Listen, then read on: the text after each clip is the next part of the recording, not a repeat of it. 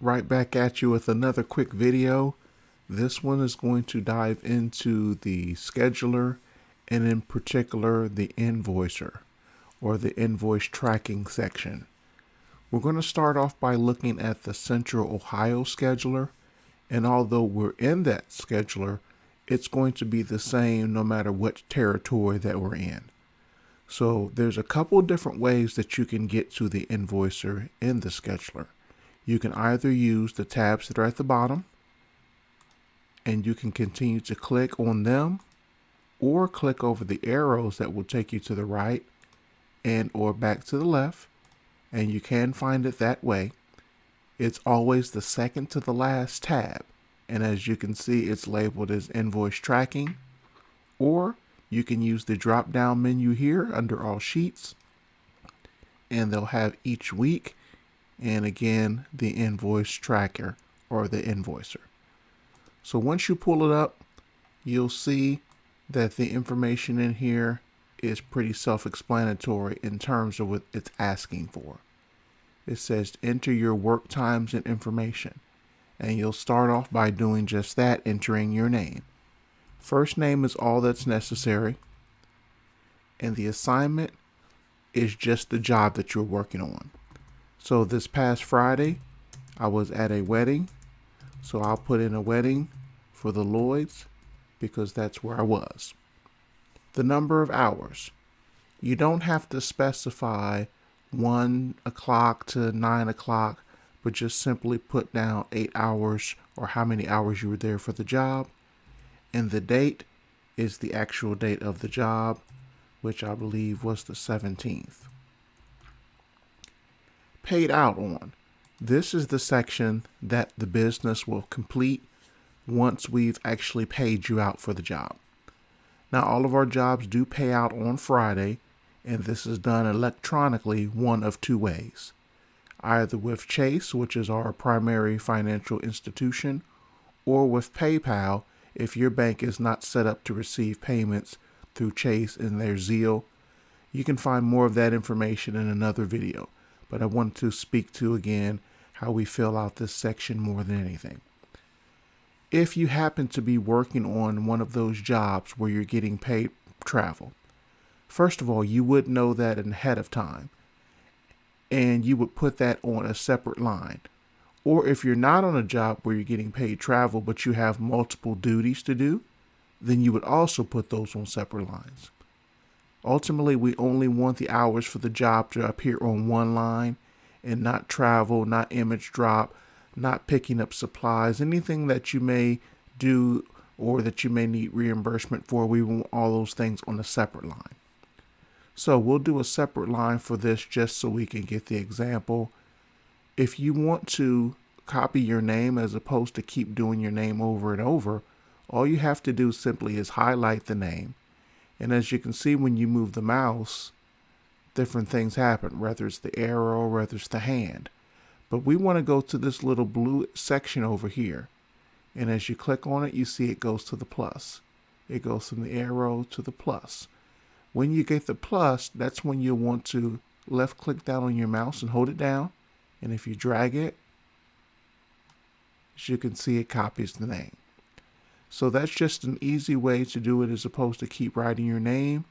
And if you mess up or need to go back for any reason within, then you'll just use the arrow here that goes undo, and this one consequently redoes. So we'll just go down with one because that's all we need for now. And this may look like this: travel or travel for the Lloyd wedding.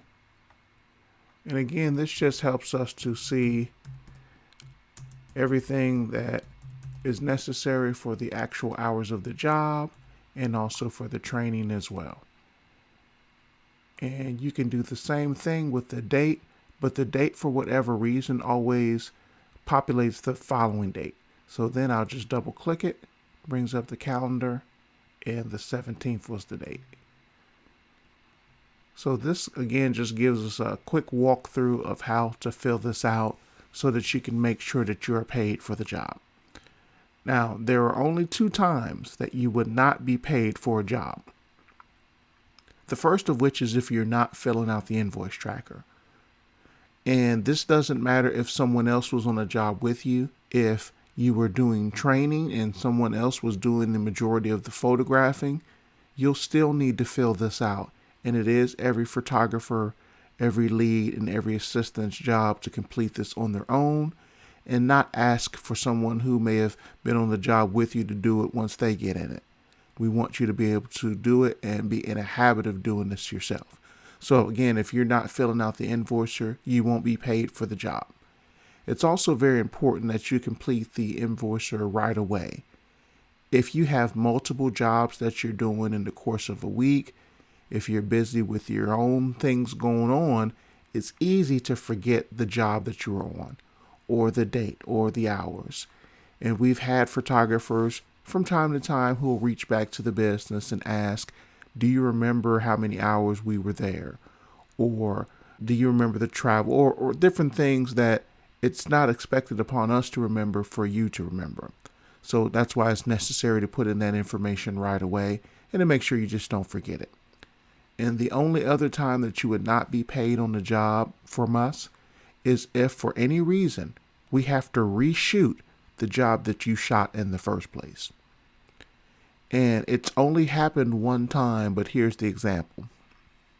I was with a photographer and we were doing a fairly small job. It was just he and I. And we were out to the field on, I believe, a Thursday evening. And we're scheduled there from about 5 p.m. maybe to about 8, 9. So about 3.5, 4 hours. So as we're there, I'm knocking out all of the team pictures. And he's responsible for doing all the indies.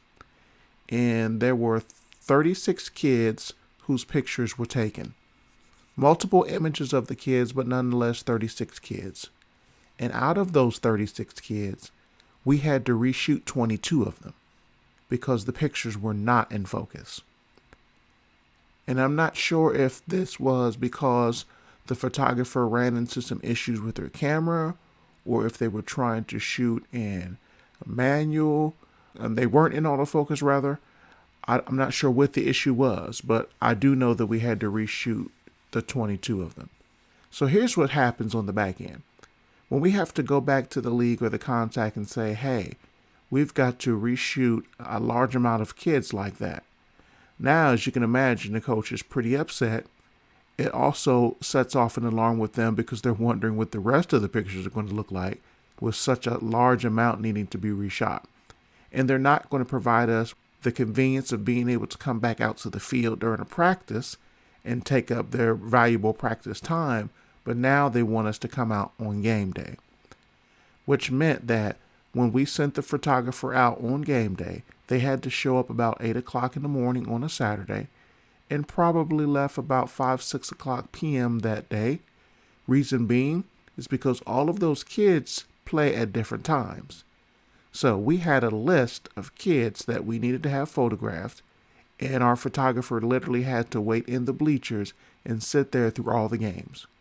And every time that the kids showed up for the next set of games, they had to find the coach with the list and say, hey, coach, are any of these kids on your team?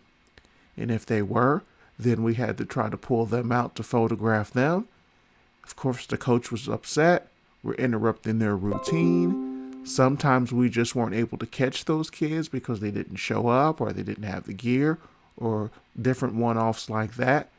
And we had to refund the money from some of the kids. It was just a poor customer experience all around. So if we have to go out and do 8, 9 hours worth of work, it doesn't make sense for the business to pay you out for the 3, 4 hours of work that you did when we're spending more money to fix the mess up.